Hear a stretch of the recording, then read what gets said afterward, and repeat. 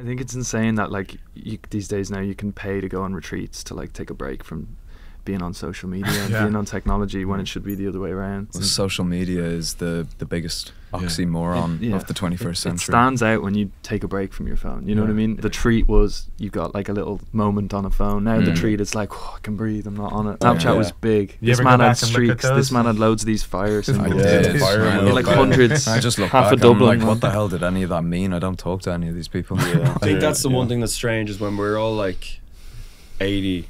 We're gonna have high quality footage, receipts of what we were doing when we were teenagers, which is crazy, horrifying.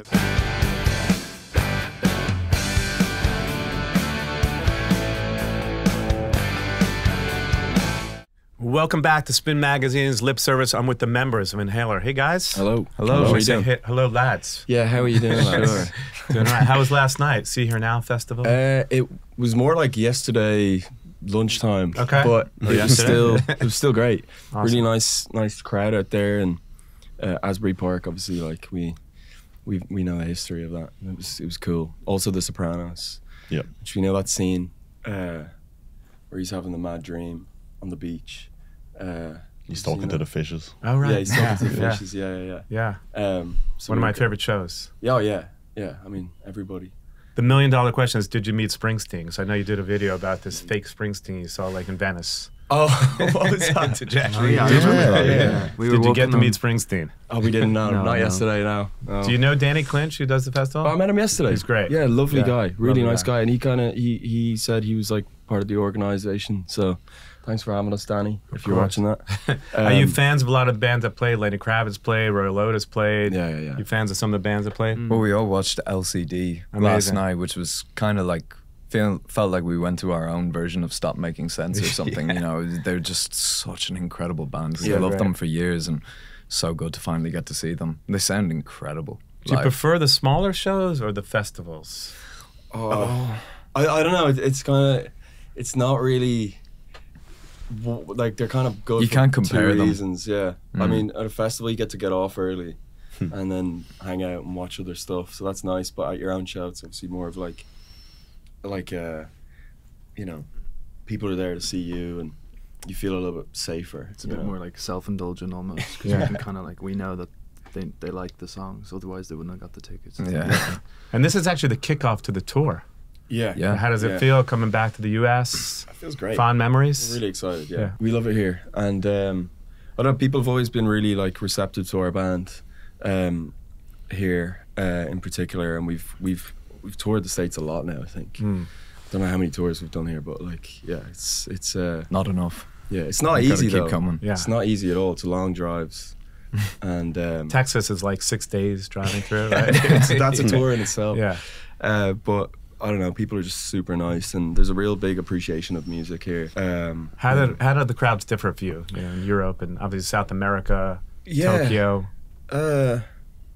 Oh well, you actually you mentioned there. Do we prefer the festivals or the smaller shows? We went to South America for the first time this year, and we were doing a gig. Was it in Chile? Yeah, that we Chile, did the side show, Santiago. And it was like, I don't know, 200 people or something. We hadn't done a show that small for a while, and I think that's up there with one of our favorite shows ever. It was like, you know, the South American audience really lived up to the expectation of just how much they love guitar music down there. It was wild. I thought it was going to be a bit of a health and safety hazard. The stage was like rickety, and then the speakers were about that small, but people were just going nuts. Yeah. So it was like, it was incredible. They love rock music down there. Yeah, they do. And we're spoiled with music. all these venues and these good sound systems. Like, they didn't care there, you know? Yeah. It was like, there was no lights, nothing. It was just the music. It's and incredible. It was like, it was amazing. Take me back to the beginning, how you all met. Josh, I know you came in a little bit later. Yeah, a little bit later, yeah. But talk to me about the early days. I mean, you've been together now for, I think, 13 years, right? So long. Oh, when don't you think about that, say it's really daunting. Is it crazy? Yeah. Because you're still all It's very really great impressive. friends, right? Yeah.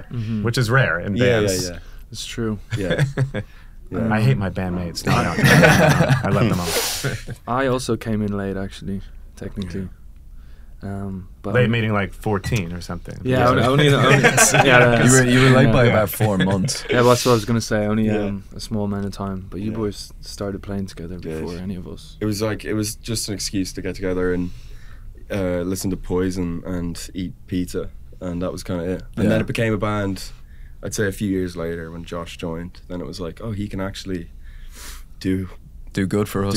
He can actually play his instrument. So was hair metal like a big thing? You mentioned Poison. We were talking about Van Halen. I think like, it was just that? all like rock music at the time. Like we didn't discriminate. Like genre wasn't really a thing that we cared about at the time. It's just like, you know, does the guitar sound good? So it was like the Stone Roses to Metallica.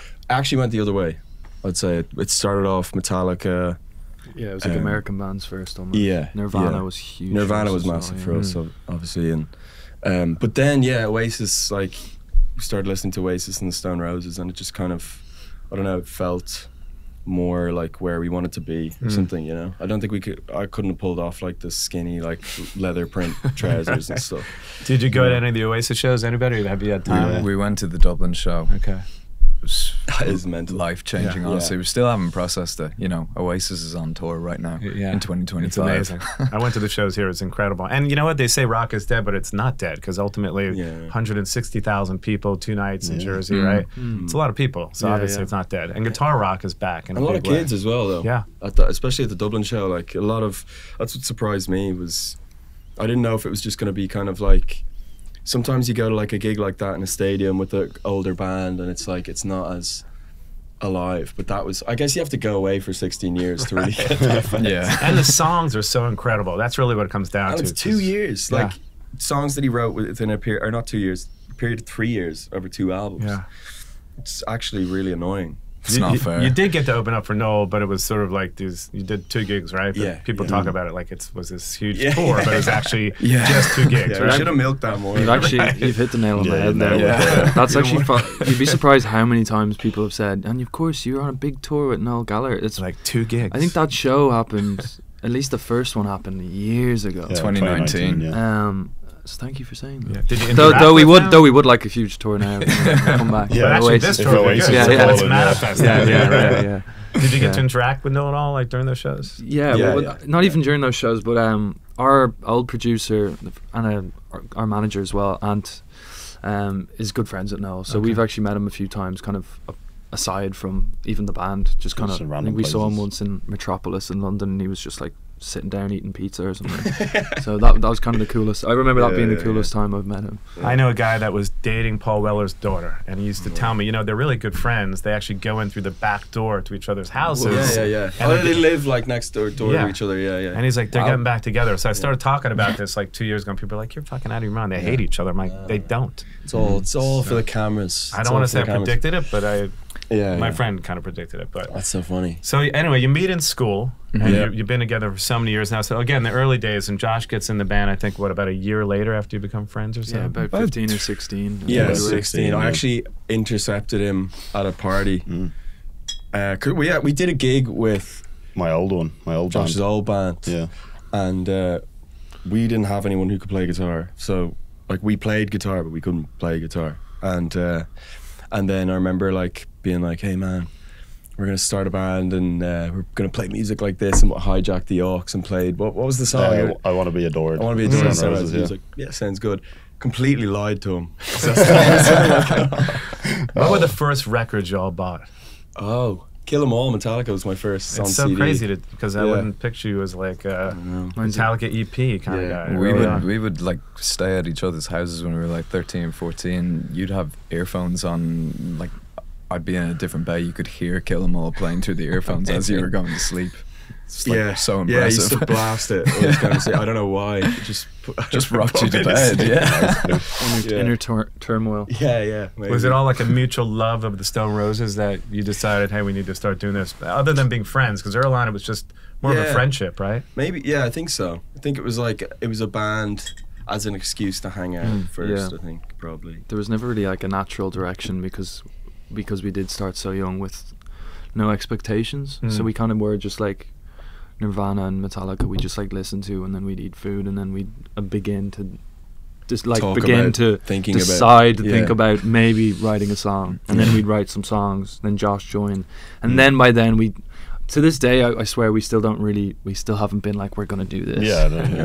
Which is kind of funny. Because early on, it kind of started as like a cover band in a sense, right? Yeah. Well, one cover. Definitely. Yeah, We did a lot. We definitely the one cover. We did a lot of Teen covers. Spirit, and I haven't been able to listen to it since because we butchered it so bad. Is there a we did a lot recording of more that as well. somewhere? Because I'd like to hear that. On my mum's like camera phone, probably from like 2014, We got to 15. burn that. Josh phone. wasn't involved in that. Yeah. It was the first time we ever performed in front of people as well. And Playing Smells Like Teen Spirit. Yeah. Amazing. And someone should have said to these 14-year-old kids, don't cover the biggest rock song ever, especially if you can't play. And that's a hard song to cover because It's they're impossible. Really You It's can't not do that it. hard, man. To be we fair, did it. actually, I've You never can heard anyone interpret it cover it differently. better than the No, original. it's a Yeah. hard one now. We also butchered the other ones too. It's not like Hindu Times Yeah. or Baba O'Reilly were any better. I just remember my legs shaking.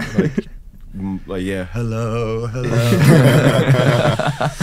man. It was in front of the school. And His like, school it was- gigs yeah. are like I think the toughest gigs we've ever played. It doesn't get worse than that. Because I yeah. think everyone has those like Battle of the Bands gigs they do early Yeah. on. Yeah. We did Right. one of those actually. Yeah. We lost, but we did get best band name. Yeah, it's the only thing we Yeah. kept from that gig too. So And the name really Yeah. came about because of your asthma? That's the the story, but Yeah, I actually can't even know. I don't even know. Were there some other names you were kicking around first? That might yeah, have been- but they were all terrible. Plenty. Yeah. What were they? One of them was, one of them actually was Aurora. Yeah, Aurora. which is another band, I think. Probably, yeah. Yeah, it's And a little then- too soft. Yeah, she's a singer. I think we had like Speeding Blue. Speeding Blue. Not a yeah. great name. You're seeing, if I keep going, you'll Yeah. see it through line. It sounds like an Yeah. album. I Yeah. mean, it could work Yeah, as like yeah. an album title, but maybe not as. And a then band in an name. interview a few years ago, I threw out collapsible chairs just because I was just joking. But now it's been like re-quoted loads of times. Yeah. Because it's on the Wikipedia. Yeah, so it's been put on the Wikipedia, but that you're getting a scoop that we never were called that. I love that. Yeah. Do you remember those gigs early on at like the Grand Social and those shows? Yeah. What were those like? Because ultimately you're playing for like the bartender and Yeah. your parents and someone's Yeah. brother and sister. Yeah, first proper gig that we ever did was through this organisation called Garageland, which was run by this amazing man called Dermot Lambert, and he would still does. He champions young bands and young artists to go out and sell your own tickets in Dublin and like get to come to the gig whoever you can, and you keep the money from it. It's Well, But, pay to play kind of yeah, stuff. exactly. And Were you selling tickets early on? like 700. We always hit the target. The target was always pretty achievable. It was like yeah. 40, 40 30 or 40 tickets. Well, that was like at the end as well. At the start, it was Yeah. like 10. 10, Yeah, like yeah, 5. You'd get like a thing of if you got over like 50% of the Yeah. actual capacity, you'd make like 80% of the Yeah. money. Okay. Whereas prior to that, it was like 20%. So we were walking away with like maybe 60 euros. Yeah, which was, Which was It's freaking alright. us out because we were just hoping someone would come. And really, the family accounts for about 30 tickets. So Yeah, you really only yeah. have No, to sell absolutely. The family 30 or and so. friends. They didn't Yeah. even come every night. To be honest. they just bought tickets, yeah. But, you know, I think we were just, so excited to be able to play our own show. We were sharing the bill with like 3 other artists each time we did those who were in the same boat as us, like going out and getting their own people to play. So having those other people there who we didn't know would fill up the space, and that was exciting. But we did have a few very bad shows.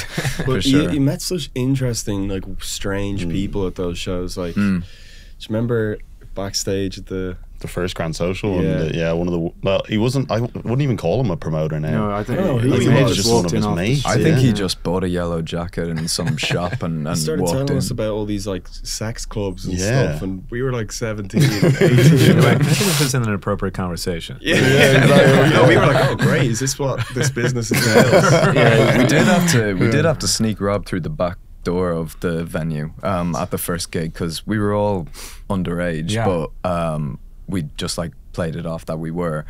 But for whatever, how did it go? Rob's just extra underage, to be fair. Did you have a So fake yeah. ID? Because I extra remember I had to underage. do that. I always had this, like, I would get into clubs at like 14 and play, but I'm like, how did they let me in? That would have Yeah. been really tough. I don't in really America. remember. I don't remember too much. I'm a year younger than the I guys. think you so just it's went not like outside I'm- to get someone, and Yeah. then They they just wouldn't let couldn't- you And then in. they didn't let you in, yeah.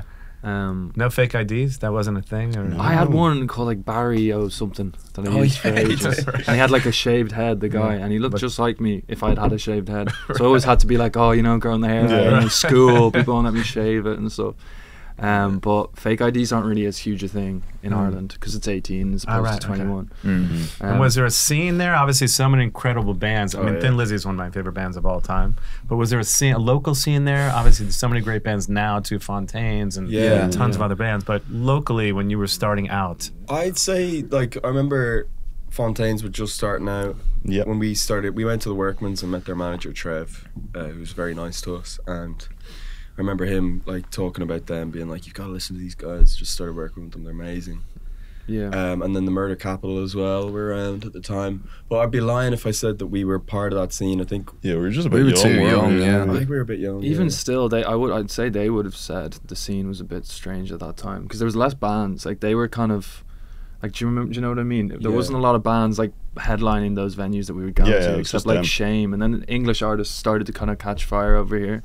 Sorry, over in Ireland. Yeah, Ireland. that kind of post-punky sort of thing, you know. Like a band called Shame was quite a big thing for us because we went to see them and they were supported by the Murder Capital and Fontaines.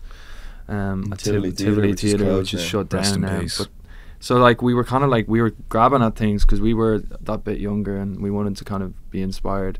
But then our manager kind of decided to, once we kind of took the band on properly when we left school, he sent us over to the UK. Then we got busy over there, and in Europe we did loads of shows, and then by the time we were back there was just like a flourishing music scene that was there, but it was almost like less rock and more like kind of folky and poppy in Ireland for a good while. For like a good 15 years it was kind of like this kind of singer-songwritery kind of thing. And when you go to your families and you say, "Hey, I think I'm going to drop out of school," are they like, "Hey, cool," or are they like, not so great? We were kind of condom because we had just finished our, like, it's essentially high school in Ireland, and we finished our last year and all got college courses, but we were allowed to defer it for a year to take like a gap. So we were travel and find yourself. And you never came back. We never came back. Like, can we try it for 1 year? We didn't have anything to go back to. And then luckily we just didn't have to do it, and no one talked about it. They were just like, it's fine. Talk to me about those early years touring in a van. I would assume going to London a lot, right, to build the buzz on the band. Well, Liverpool, what were those big early time. days? Liverpool was a big one for us because we got a tour manager.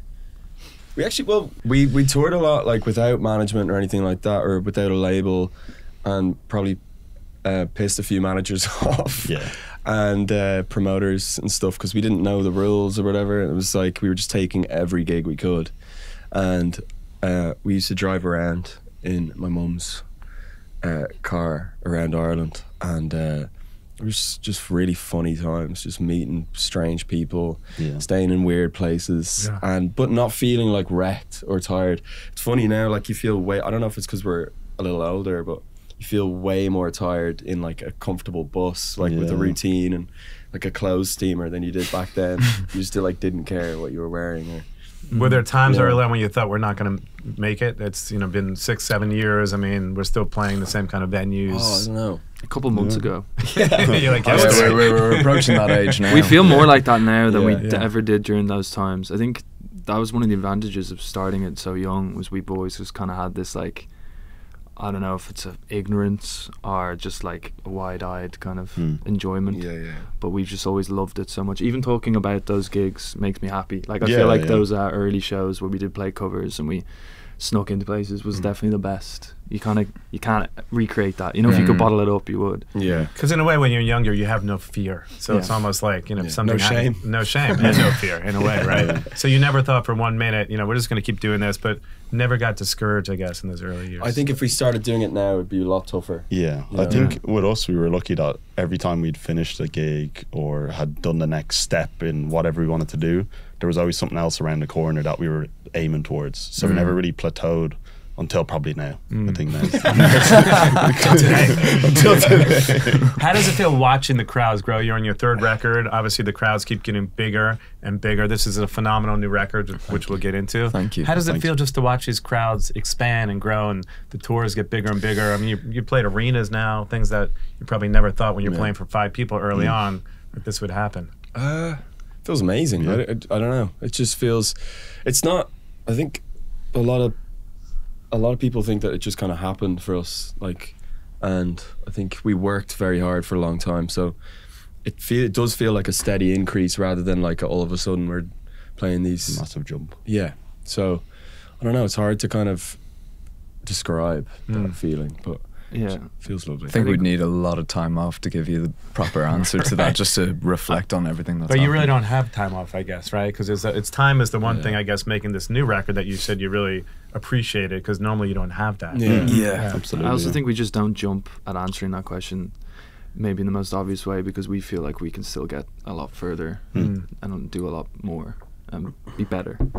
Yeah. Cuts and Bruises was filmed at this amazing house. It was almost like you were squatting in a sense, right? But, Wow, funny Yeah. funny story about that. Actually, there was a you and I, or was I on my own with one of our mates? We were in this house. We was in this old convent. It was a nunnery that was unoccupied, which we. Through a friend of a friend, we were able to move all of our gear in there, and we were only supposed to have it for a few months. We ended up having it for like a year and a half. Wow. But there was one day where I was just out on the balcony of this place, and this woman drives in her car, and I was sat down in this chair out on the balcony where she looks up at me and she was just like, "Hello?" I'm like, "How are you?" And she's like, "Are you squatting?"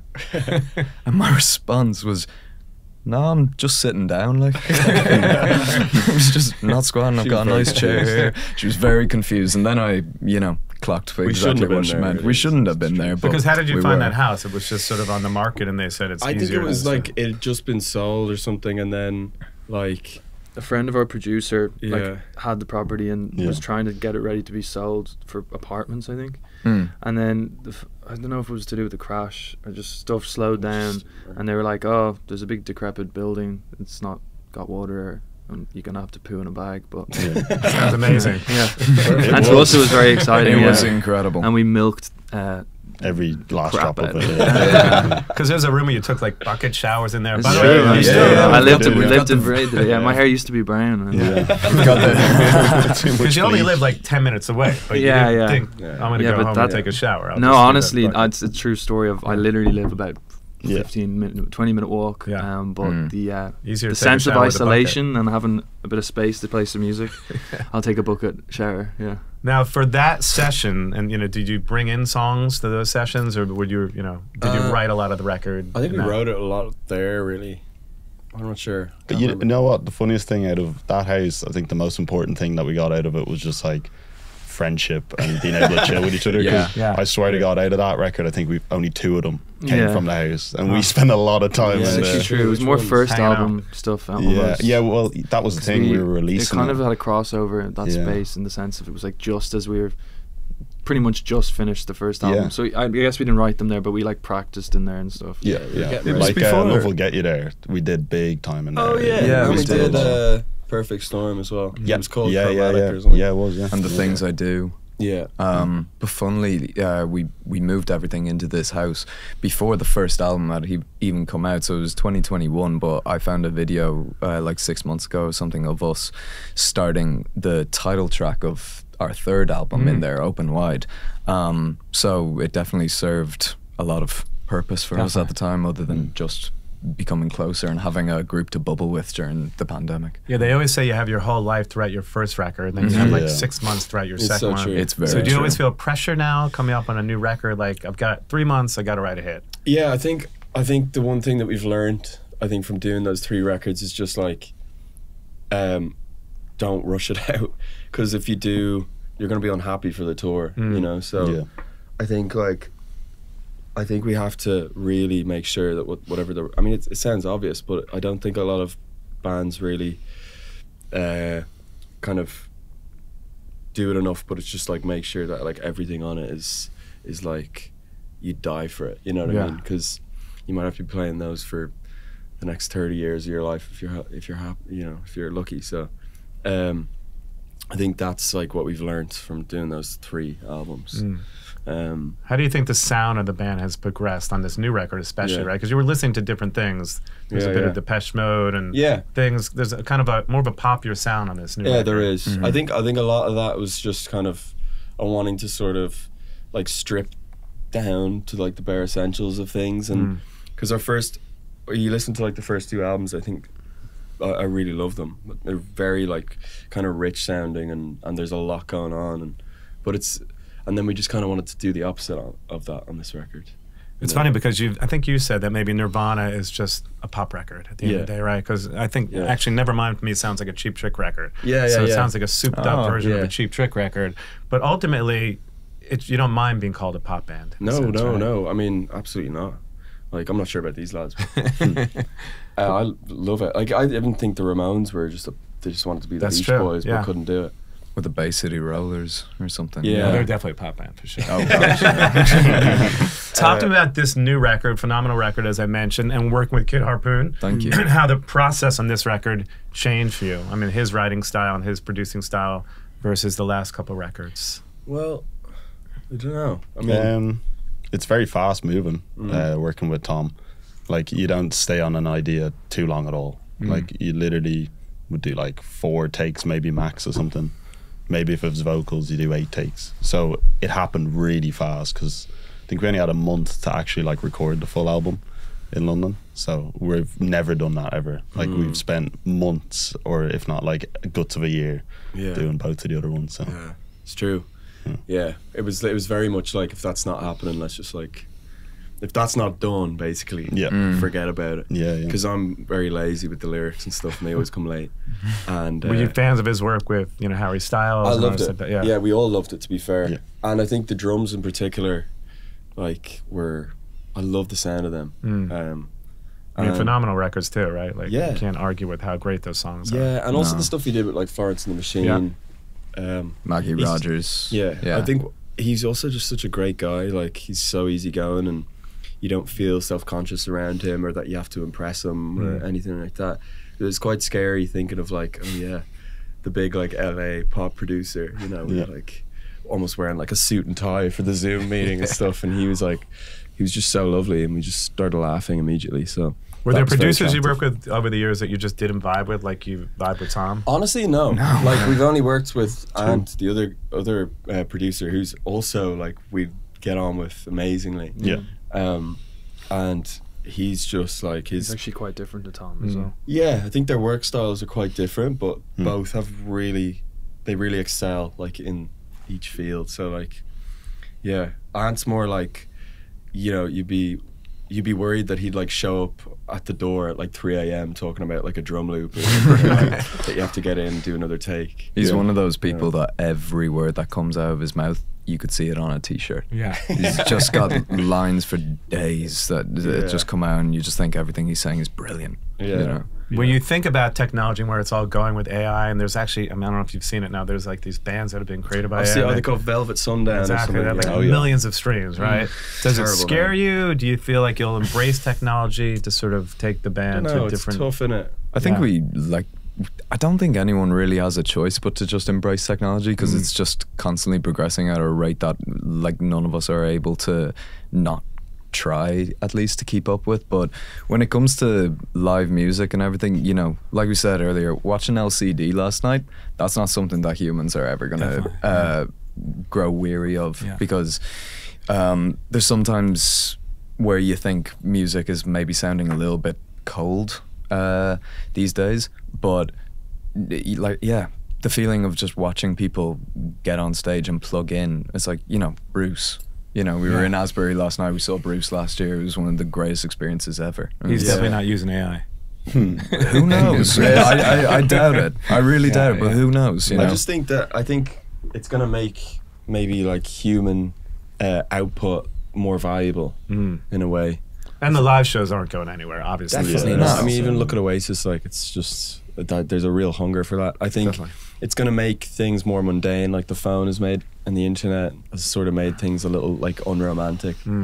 But I think it's going to make sort of like something that comes from the heart even more sort of special. And if you think about years ago, when you think about like Metallica suing Napster, that concept seems so foreign because it became kind of Spotify in a sense, right? So I think it's really about learning to live with what's happening with technology and just kind of. But how do you think you could utilize it in your music? Is there a way that you could maybe it could remix some songs or do something? Write some lyrics or something. I don't know, man. I feel like it's hugely exciting, but also hugely depressing at the same time. It's funny because early on I had people helping me with the show, and they would use AI, and they're like, "Ask, Steven Sanchez about working with Ed Sheeran." So I was like, "Hey, man, how did it go?" You're like, "I never worked with him." Like that fucking AI, just make stuff up. But also, because it's just basically a mirror to our the information that we put out on the internet. Yeah. That's basically what it is, because that's where it gets all its information from. Definitely. I find that quite interesting. But it's definitely scary. I think it's insane that like these days now you can pay to go on retreats to like take a break from being on social media and being on technology when it should be the other way around. I mean, we're all addicted. I can't, if I'm away from my phone for 10 minutes. I mean, you feel like something's going on. You feel like you've just lost a finger or something if you lose your phone. Or a friend. Or a friend, Yeah. Well, social media is the biggest oxymoron of the 21st century. It stands out when you take a break from your phone. You know what I mean? I'm sure it used to be even when we were younger, and I think we all had phones probably the end of school maybe. I can't remember the last time I was bored. Instagram and YouTube had just kind of kicked off. It was like 2003 or something they started. But my point was that the treat was you got like a little moment on a phone. Now the treat is like, I can breathe, I'm not on it. Yeah, because you grew up in the kind of the Snapchat era. We did. Snapchat was big. You this man had streaks. This man had loads of these fires. I did. Like hundreds. I just look half back, a Dublin. like, what the hell did any of that mean? I don't talk to any of these people. But it saves the videos, right? So do you ever go back? I think. I think that's the one thing that's strange is when we're all like 80, we're gonna have high quality footage, receipts of what we were doing when we were teenagers, which is horrifying. Because that could be the documentary. It'll be made through Snapchat. You might have to veto that. You see it more than ever these days with the horrors of the world. Just like on Twitter, you just instantly see someone dying. It's just horrible. Terrible. Let's dive into the record a little bit. Your House is a great track. It's about sort of a toxic relationship. Have you ever been in toxic relationships, any of you? Yeah. I think we all have. But we all have. A toxic relationship with my phone. I was going to say myself. That's the thing. Mainly self-induced, but Yeah, I think it was funny. Like I remember playing that to like when we finished it to like my parents, and my mum was like, "Oh, it's God's house you're talking about," and I was like, "Sure," but I kind of liked that she got that impression from it, and it wasn't just because it was just I think it was just written sort of thinking about a relationship like that. But, based on a true story or based on I wouldn't say it was that like sort of literal for me. It was just a culmination of feelings and over the years and memories and stuff. But yeah, it's people have interpreted it differently, which I like, because it's hard to have relationships when you're on the road. I mean, it's really it's almost impossible in a sense, right? Yeah. I'll see you in 8 months. Wow. Yeah, I got to be careful what I say here. None of it's live. So no, it's true. It's interesting, I think, as well, because we were just talking about the phone, but I think that aspect of it, of like being able to be constantly in touch with somebody all day who's on the other side of the planet, I think actually adds a lot of, it's nice, but it can also make things a little stressful and you feel like you have to be 100 places at once. It's tough. It's tough because we're away, like I'd say, like if we have an album out, like it's like 80% of the year. So it's kind of hard. And then when you see the person, you have to, like my girlfriend, like whenever we do get to be together, it's like we're attached at the hip for like a week. And you have to reconnect in that short period of time, a week or two, whatever it may be. Whereas like my parents, like they'd fax each other, right? And it's very romantic. I always say that too. One phone call a week. Messenger pigeon. Yeah. Faxing each other. I love that. Yeah. And the record's about 7 months old. It's not even new at this point. But do you feel like there's certain songs that are really connecting with audiences? Is it Billy, or is it are there other songs that are? For sure. X-Ray. Yeah. X-Ray. X-Ray, which wasn't really a single. We kind of play at every show. So I feel like when that happens, you can kind of tell. Not so much that we made the wrong decision, but just that, like, that is connected. That it's connecting. Yeah, I think with the internet and stuff, I think even if you put a song to radio, I know that like if you don't particularly push one song on the album, the fans will just take it anyway if they like it, and sort of push it themselves on like TikTok or whatever. So, guerrilla marketing. Yeah, they kind of we're really grateful that they like that one. How do you guys decide on covers? Because I heard a great cover of Fade Into that you did. Oh yeah. How do you decide on which covers you do? We did do a good cover actually. Yeah. Thank you. Smells Like Teen Spirit wasn't the only one. Not that one. We put a lot of thought into it, to be fair. Yeah. To the point where we get frustrated because we're like, there's no songs in the world, and it's like there's millions of songs. Yeah. But through debating, through conversation, arguing. It's usually I think it's always really important for Eli, really. Singing is that's what I was going to say. That's the most important thing. I think if all the best covers is usually about a great vocal. Like, you know, like Nirvana's Bowie cover, it's like Kurt's voice almost sounds arguably, some people say, better than the original. So yeah, it's usually singing, and then we kind of work our stuff around it. Do you think it's important to reinterpret the songs in your own way, or do you ever think, like, let's stay true to, like, I mean, not that you're going to redo Smells Like Teen Spirit, but you really wouldn't want to, it is what it is, and it's so great, right? I think all of us have a different answer. I think all of us, when we do a cover, do different thoughts, and have different thoughts, which then turns it into its own thing. You know what I mean? Like that Kavinsky cover we did. Another great cover. Thanks. We're really proud of that one. And how'd that come about? Can we come back here next week?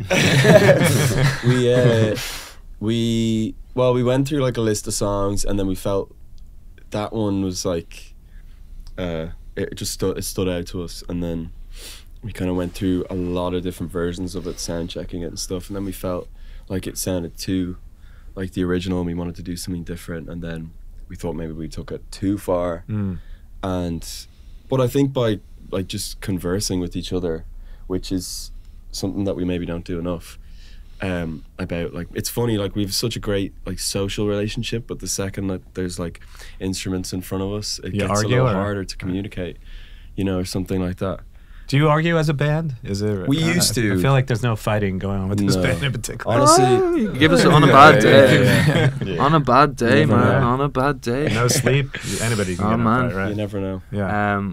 We're very close, so if we argue, we've got a good reason to. One of us is upset, or one of us feels like they can't say something.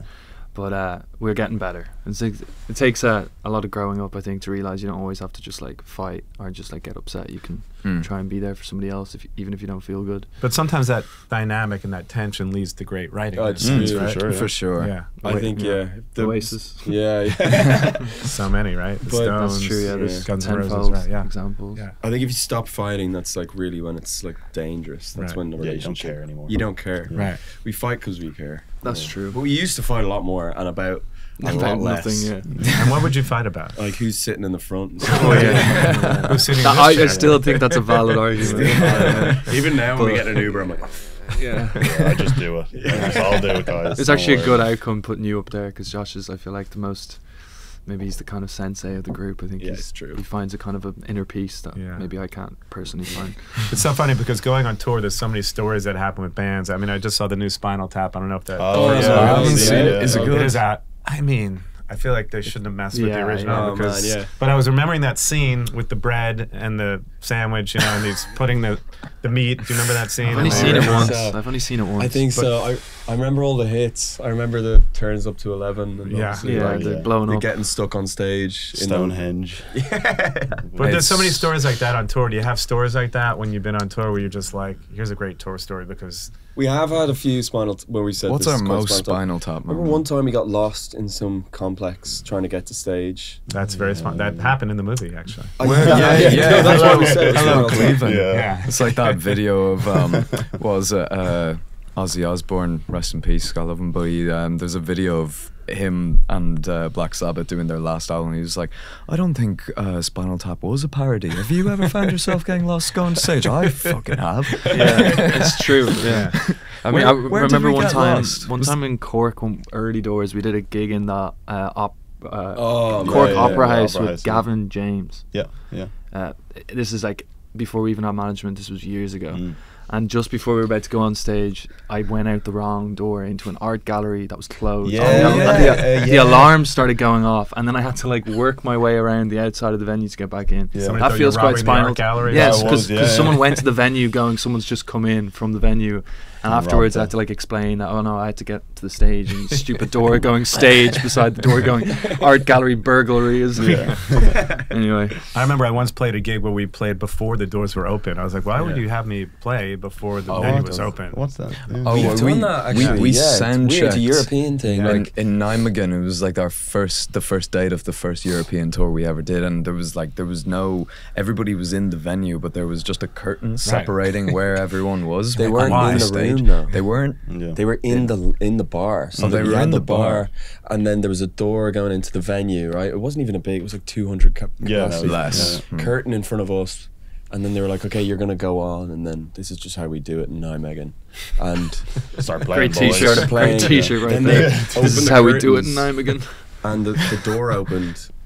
And like they just slowly walked in. Some of them were running. And it was worrying because they're not the age to be running. Yeah, it was worrying. I remember as a young boy going, "What's going on?" He was going to say it, man. He was going to say it. There was that time during COVID we didn't actually think we'd get to play ever again. So in a sense, I guess we're happy for those funny moments, right? That was actually before COVID as well. That was ages ago. It was 2019. One of our first shows. September 11th. COVID was scary though. We haven't even released 10th or something. I think we actually really appreciated the time that we got to sort of work on the album, because there was a lot of stuff we didn't have that we're still playing today, like at every show, like Who's Your Money On and stuff. Totally. It would have been a weird album if we I don't even know what we doing. Yeah.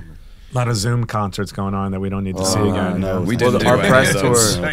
We avoided that, but we did do the most insane amount of press for that first album. Just sat on a couch. We have never done that much since, which is probably a bad sign. Just for lots of different reasons. There was one day specifically where we were on the couch. I think if I remember correctly, it was about 63 Zoom interviews in one day. Wow.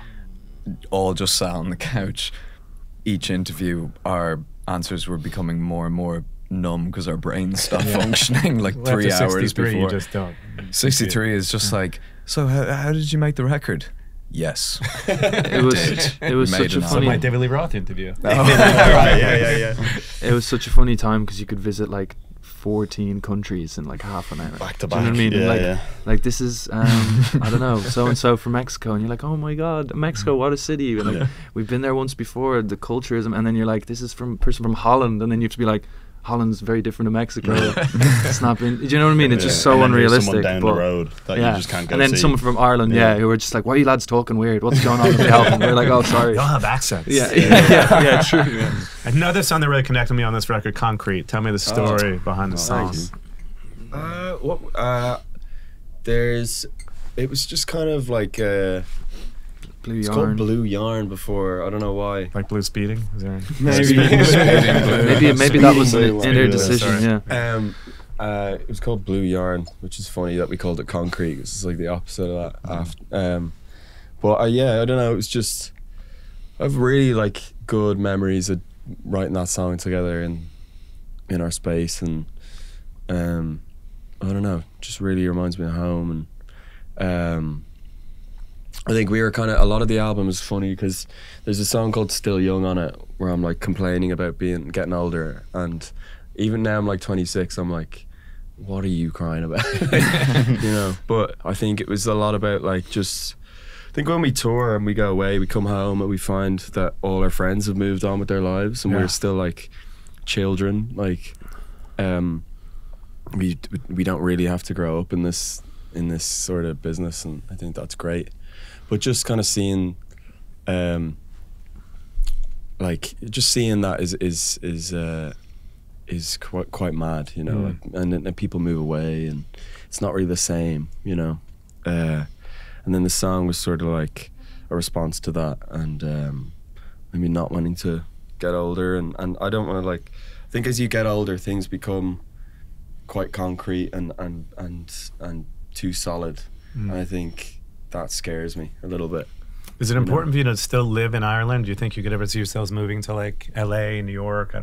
I would say Nashville, but I don't know. That'd be amazing. Nashville's cool. I don't know. I think the longer we're away from Dublin, the more of an appreciation we have. It's obviously, there's a real, like, it's not the most affordable city. It's probably as expensive as New York. Really? So, Probably. yeah. So if you want to live in Dublin, like, you've got to, we're lucky, like, You got to work for it. you know, we grew up there and stuff. So we can always, you know, go back to our parents and stuff. But like, I couldn't see me moving to New York, really. Too fast paced for you here. I love it. Like, I love it. It's just, I think as a band, like, it feels too far away. You know, we'd all have to move. Yeah. You know. This record was kind of inspired by New York, was it not? Yeah. We spent a lot of time here. Yeah. Yeah, Eli's girlfriend lives here, and then mine did for like the last 2 years. She's just moved back to Ireland, so we were kind of like yo-yoing for the last 2 years. It's nice. So it was kind of going from Ireland to Manhattan, which is like very different. And I think that's kind of inspired some of the maybe since the light and shade of the new album, maybe, because there's sometimes I feel like it's quite almost grimy, and then there's obviously a lot of like brighter, poppier moments too. But yeah, I also just think I feel like is the juxtaposition the right word? It probably is, between the nostalgia of a song like Concrete and then the lyrics being concrete. Yeah. Feels kind of quite relevant to where we were at when we were making the album, because it's like we definitely feel more together than we ever have in terms of writing. It's kind of But we also feel like I don't know, you also just want to naturally make nostalgic music for some reason when you play guitars. There was an interview recently. Actually, I'm not going to say that. Never mind. No, I'm not going to say that. No. The boys will know what it is. Just nostalgia, I think, is very important to recognise in guitar music. That's all I'll say. It's funny. I'd say I'm jogging my mind on like what we were sort of like trying to talk about at the time, but I think it was definitely a sort of just like kind of coming to grips with like the end of your real youth. Like you know, we had like an extended teenage years. You know. And then it was like really like, oh wow, we have to like settle somewhere and like, you know, grow up a little bit, and we just didn't want to do that. And I think that was a lot of like the lyrics on the album were touching on that, and the music, and it was a lot of like home and then away, and you know, standard band touring stuff. When you stopped working on this record, Kid Harpoon said to you, it's not finished. You need a few more singles. Yeah. Well, it wasn't even singles. He was just like, man, you got to finish this song. Yeah, it's like we had like a load of songs. We had like 12 30 songs, but they were all like 70% done.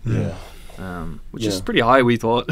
70 is way better than 60. Yeah. I mean, you do have a big hook, right? To consciously think like, I mean, we need a single on this record. We need another single. Is that something that you consciously I don't think know. about? Like, I think we write too many singles. Yeah, I think this is they're all singles. This is the first album where we weren't really thinking about what the singles were going to be, because with the second album especially, we did it in such a sporadic way, and that was be like a couple of months in the studio, months out on tour, so it was kind of like building the songs in that way based off of playing live shows and touring, whereas this time it was the first period where we had all this these months off to just focus on making the best songs possible. And then when the album was finished, then we were like, that's true, we want that to be the single, that to be the single. Couple arguments here and there about what we did and didn't want, but ultimately I think it's served us well in a good way, because it's our favourite record that we've ever worked on. Is it a real democracy in the band? Is it real like if someone doesn't want something to be a single, it just doesn't get out there? It's not one of those fake. Well, we definitely like Oasis. We definitely talk about that. Yeah, we recognise the people in our team and the people around us, and we aren't just like, that's it no matter what, but we do try and keep it to the core of the four of us. But I do also think, in relation to what Ryan just said, I also feel like, as I think what you said is kind of true, in the sense of I do think we kind of hinder ourselves because we've gotten quite good at getting down and like recording a song through the years, because we've done so much touring, and in this day and age, like kind of getting a song out there while you're doing shows is like survival almost. It's almost essential, and we've just done that since we like left school.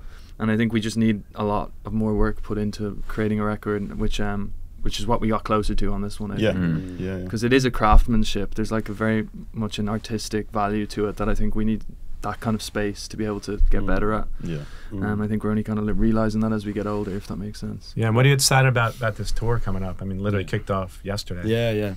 Yeah. We're going to so many places that we've never been to before, which is the first time we've done that in a few years now. So, like, the thing about that is I feel like everybody who will be there really desperately wants to be there. Hopefully, hopefully. But I mean, it's just a blessing that we get to still discover new places. Really.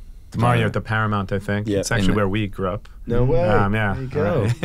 In Huntington. Yeah. Well, not too far. Long Island. I played there not long ago. It's a great venue. Yeah. Oh, cool. Awesome. Nice. Yeah, we're excited. I like the sound of Huntington. Yeah. It's good. It just sounds like a cool place. Are there any places that you still want to go that you haven't? I mean, you went to Tokyo, I think, not long ago. Yeah, right? Tokyo's My great. favorite city in the whole world. Yeah, it's yeah. amazing. The place is awesome. Yeah. Yeah, it's so I'd good. love to go to New Orleans.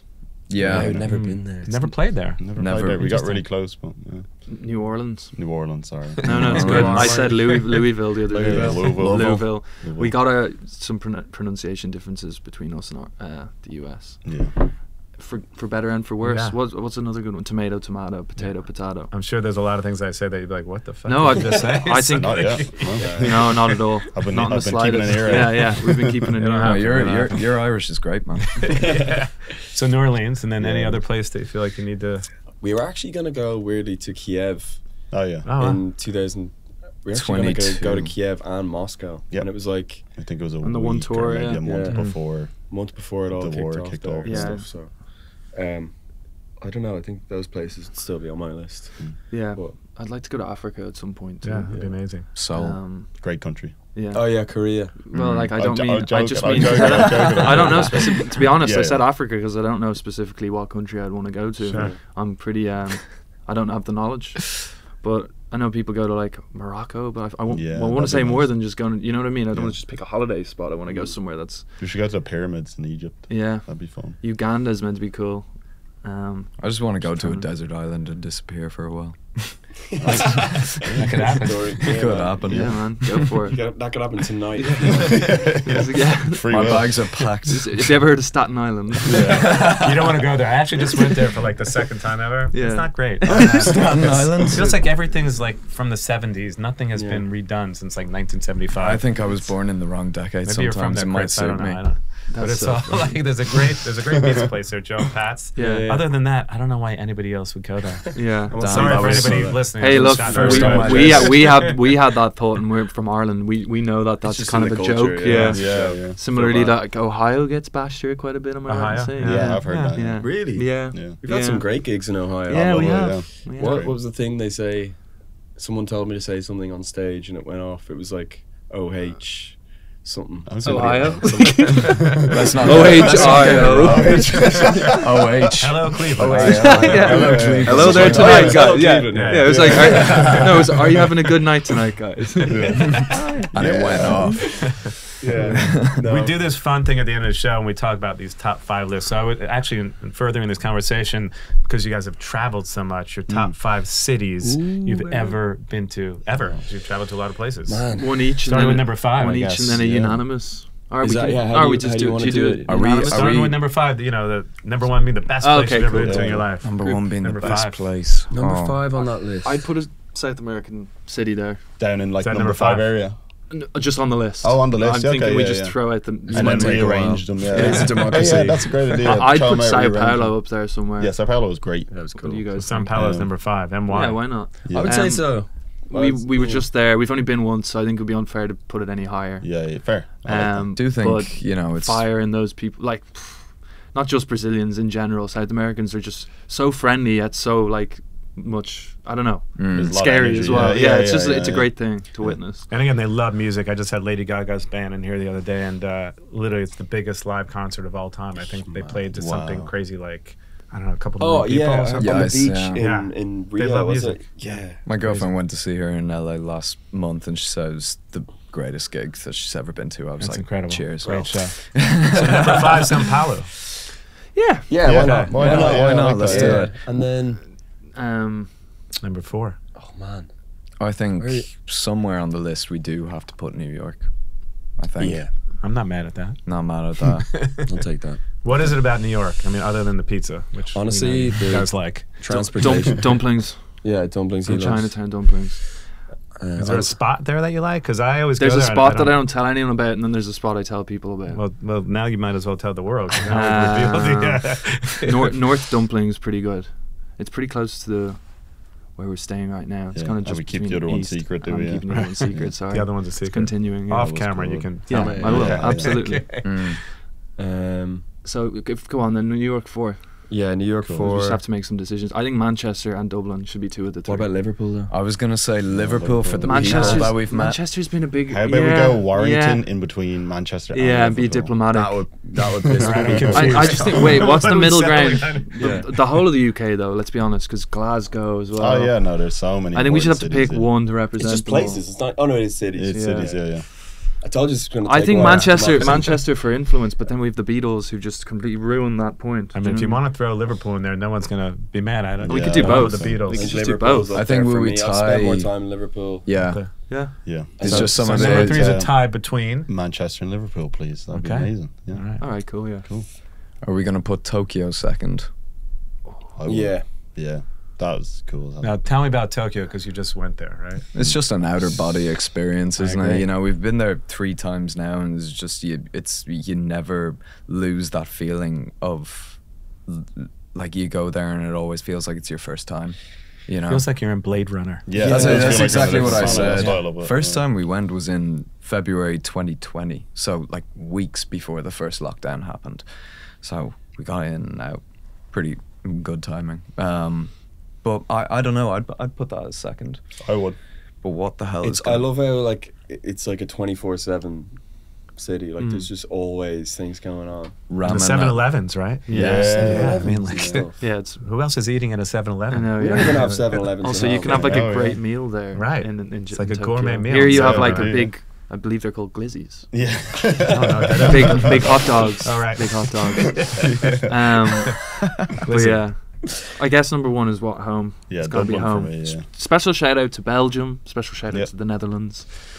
I like I love Shoot me. Copenhagen and Denmark. I like Denver and I Oh, like Salt okay. Lake City. Wow, okay, cool. On top Salt of Lake it. City, really? Yeah. Yeah. It's up there for you. It's beautiful. It's full of Nice, salt yeah. lakes. Beautiful Salt Lake Good City. city. So number 1, your hometown because it's your hometown, but Yeah, the reason just honestly. Belfast is shout out as well. Sorry, I just Yeah. have to. I'm just ensuring Yeah. all the fans out there. You know, I got Listen, you. man, you I gotta pick a you, lane here. Yeah. Hey, look, I'm terrible at bowling.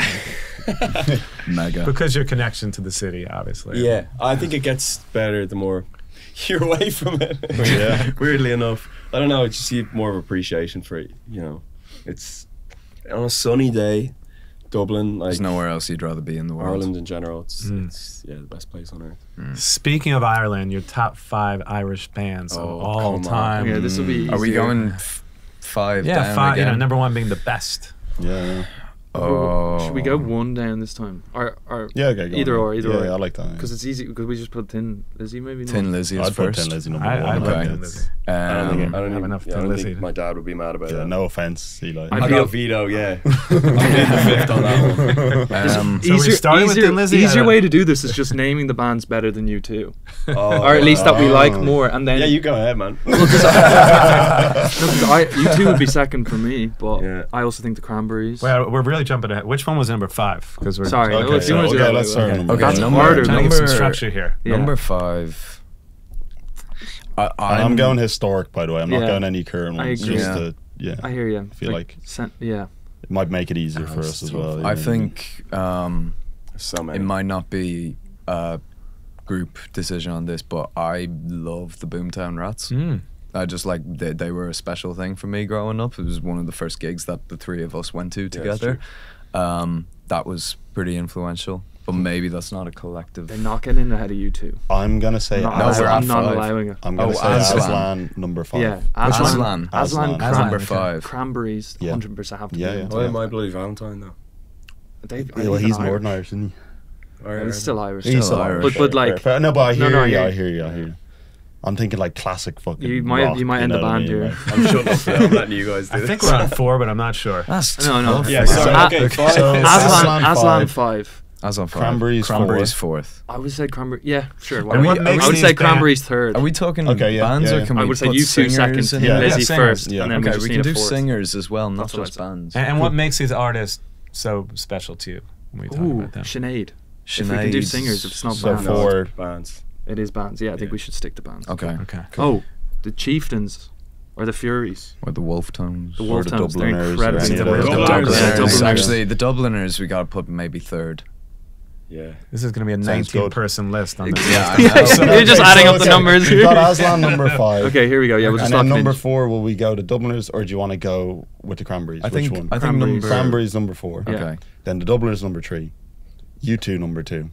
Tin Lizzy Sense number there. And number 1, drum roll, please. Yeah. Thin Lizzy. Thin Lizzy. Yeah. I'm We not going got to argue there. with that. I mean, There you go. And bless Eli's heart, he barely said a word, so before you can't get Yeah, your clip. yeah, yeah. It was us. It was It us. was us. It was us. You two for the win. Everyone take a breath. Eli, we mentioned The Sopranos. Yep. You're a huge TV fan, film fan. Talk about your top films ever, starting with your top. man, come on, I love This this. is great. I hope you don't have any plans for Ryan, the rest of the day. okay, all right. I will say one of my favorite movies is Inglourious Bastards. Great Quentin movie. Tarantino. Saw that again And why? recently. Again. Why? I just think it really scares me. Like that, I remember seeing that first scene, the opening scene. It's where terrifying. they're hiding under the The milk. with the milk. It's just like, Christoph but Waltz is just his incredible. acting is like insane, and it's You know that they really nearly scared the shit didn't out of me. make the movie at all because Tarantino couldn't find the right actor to play Hans Landa. Yeah. And then Christoph Waltz came in the picture. He's one of the most underrated actors of the modern day. He speaks 4 languages in the film. Yeah. You know, he's just mind-blowing. The acting in that movie is incredible. It's next level. It might be his best movie, Tarantino. It might be. So many great films he's done though, so it's Yeah. hard to Yeah. kind of decide. Yeah, he's Kill got- Bill. Kill Bill's great. Would be on it. Kill Bill That's 2. one. Pulp Fiction. We're just Yeah, doing Pulp Fiction. Tarantino's. Well, I know that's the one. Yeah. Top 5 Quentin My- Tarantino my- films. my Space Odyssey. Yeah, One of the best movies ever. Absolutely. Which one? Space Space Odyssey, Odyssey, 2001. Okay. That's number 4. My favorite of all time. Oh wait, we're talking collective. See, mine are all just like, I'll let you guys. Johnny English. Yeah, he's I was going to say The Snowman is a good film. That's a great movie. Yeah. That would be one of mine. That could be your number 3. Yeah. Okay, let's put that on there. What's your number 2? Jaws. Honestly, Oh, Jaws is up there. Jaws is like Surely E.T. over Jaws. Oh, E.T. no chance. Really? No chance. No chance. Maybe a chance. One of the I'm thinking greatest I'm films of all remembering time. it all now. Wasn't there a Jaws 2? There was Jaws. Yeah, there was no 5. E.T. I always There wonder, was- like, why did they need to come out with sequels to Do you remember? that? Well, do you remember? He's back. Yeah, the shark had a son. The Return. Yeah. Do you remember in Back to the Future 2 when they had Jaws 19 hanging above the cinema? Why? Why? Yeah, why would you have a Jaws 19? Oh, I'm just yeah. saying. It's stupid. Yeah. I'd throw Blade Runner out there. Yeah. I saw, Greatest movies ever. I saw One of the those. director's cut in New York actually recently in the Metrograph. Have you ever Yeah, heard that theater? right there. So Yeah. that's going to be your number 2. Yeah, maybe. Anybody in agreement with We Blade might have to Runner? bump the Snowman off. I've never seen it. Yeah, that's true. Oh, right. It's, You've never it's seen the it. one. It's the Okay. animated It's a one. beautiful film. But it's personal. Honorable That's why mention, it's The no, Snowman. take it off. No, no. No, no. Honorable I think we should, mention. Yeah, Okay. Honorable mention, yeah. Yeah. And number 1. Well, there's a movie I've seen. I'm trying to get you guys to watch it, and I just can't remember the name of it. It's an older movie about. It can't be number 1 if you can't remember the I name. know. That's I going to be hate a to hard say number it. to have. Here's a movie that no one knows. No, don't mind that. It's No, just you if will can't know. remember Okay, it. well, yeah, well, It blew my mind. Cheaper by the dozen. That's what it is. Oh, he's like, I'm shaking it here, boss. I'm shaking it. Oh, What's it's it? not. I might have seen it, honestly. ChatGPT. Yeah, Which maybe, movie is yeah. this? It's a terribly hard question. What would you It say is, for yeah, number tough. 1 Yeah, film what's of your all time? favorite of all time? I can think- decide I think, this. Well, I always say Spinal Tap just because I've lived that Yeah. movie. Yeah. So Yeah. it's just my own Yeah, personal that's true. demons, Oh, I man, guess. I don't know. That's so fair. I like that. That's a great reason as well. Yeah. See, we don't have that story built into our Yeah. answers. Like if the Yeah. Mighty Boosh was a movie, we'd all go Father with Ted, Mighty yeah. Boosh. Yeah, if there was a In Father Bruges Ted movie. is a fantastic yeah, film yeah, that we yeah, quote a yeah, lot. yeah, We'll Bruges make could that be number up 1. there. Yeah, let's let's just go go with with we need a Bruges. Martin I think McDonagh. We need some each of Irish, us will that's what it all is. have different answers on a personal level for Yeah. what films have done to Yeah. us, but collectively, I think, let's just put Yeah, it you're in gonna need Bruges. like top 50. Yeah, we for- like very Oh, different right. things. Yeah. And lastly, the top 5 bands that should have been bigger than they were. Oh man. Starting with number 5. Wow. Oh, I've got two. Okay. I've got 2 in my head. uh, They're like I'm gonna say Echo and the Bunnymen. Great band. Yeah, great band. Yeah. I'm gonna say Bunnymen. They, Killing Fields. yeah, Phenomenal. Yeah. Killing Moon. Killing Moon. That's it, I said yeah. Killing The Fields. Laz? I'm thinking of movies. I don't know. The what they- Laz, yeah. Killing Moon. But they The just didn't. Laz. That's just because they didn't put up any more Yeah, they music. didn't go again. Yeah. Yeah. And they're Uh, Yeah, the Laz should have been The bigger. Laz.